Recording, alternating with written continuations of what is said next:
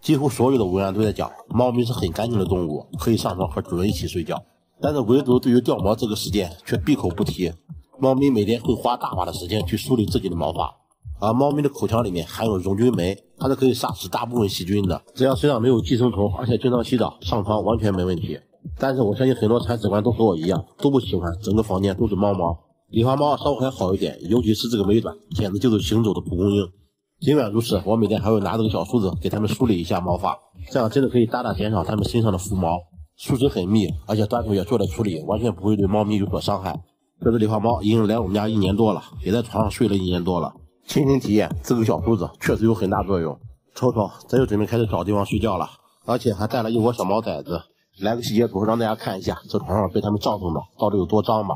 很多这种细小的颗粒，还有猫毛，我不知道你们是怎么解决的。反正我一直都是用这个吉米的除螨仪，说是除螨仪，但是我宁愿把它叫做吸尘器，已经用了有一段时间了。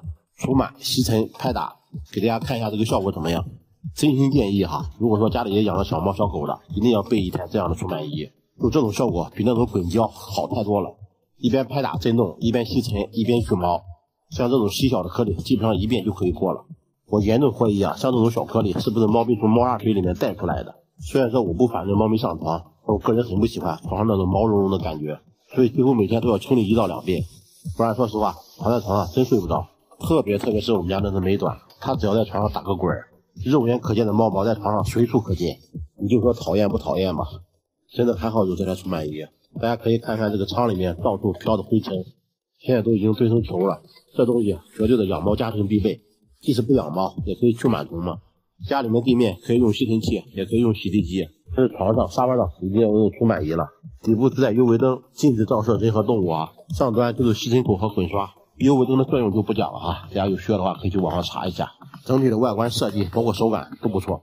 其实它又是一个除螨仪，就被我当成了一个吸毛机，因为目前为止我实在找不出有什么机器比这更合适了。好了，本期视频就到这里吧，也非常感谢大家的观看。喜欢我的视频可以帮我点个赞，谢谢路过所有的朋友们。